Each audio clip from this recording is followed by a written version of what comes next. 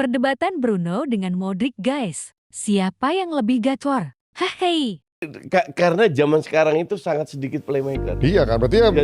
Dan sistemnya Madrid itu butuh seorang playmaker. Ya, tapi kalau bukan playmaker top, sama aja bohong dong. Maksudnya untuk level playmaker berarti dia menjadi one of the best dong. Kalau untuk level playmaker ya kan, ya kan. Tapi bukan pemain yang bisa ngangkat.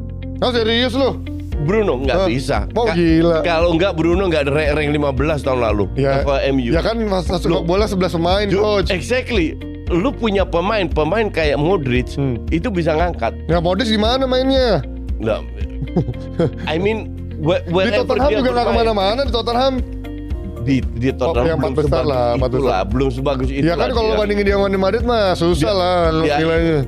At least dia bisa gitu loh. Ya nggak bisa lah, Madrid kan nggak pernah ada di papan bawah memang. Bentar. Madrid itu jelas jeblok kalau nggak ada Modric. That's the difference. Bukan masalah juara ini atau enggak. Ya tapi kan dia nggak pernah papan bawah juga, maksudnya dia nggak ada Modric kan. Madrid maksudnya di peringkat 2, peringkat 1 juga gitu kan. Madrid. Iya betul. Nggak jeblok juga.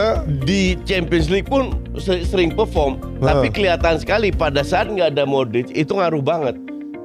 MU nggak ada Bruno nggak begitu ngaruh kalau gue bilang. Oh, parah kalau ini sih gue nggak setuju sih. Bruno kan pernah absen juga. Iya tapi kan ada statistik ketika ada Bruno dan tidak ada Bruno jauh sih coach konversi. Gue nggak setuju. Konversi kemenangannya.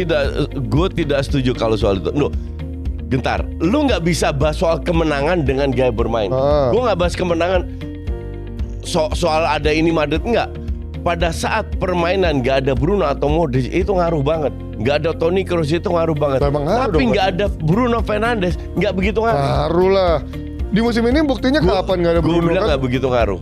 Nah, gue nggak setuju kalau itu. Mungkin di era Amorim beda kali. Cuman kalau di era manapun dia yang paling ngaruh sih semuanya. Kalau nggak dia paling bagus di MU gue setuju. Tapi kan kita pertanyakan diskusinya adalah apakah dia top dunia? Enggak.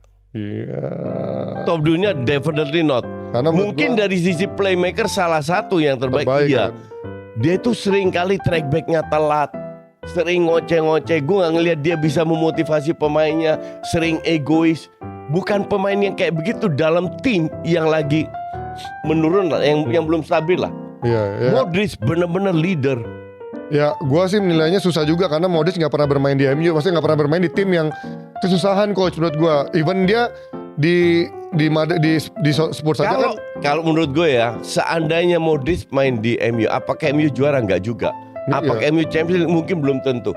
Tapi kontribusinya itu lebih nyata daripada Bruno. Let me put it that way.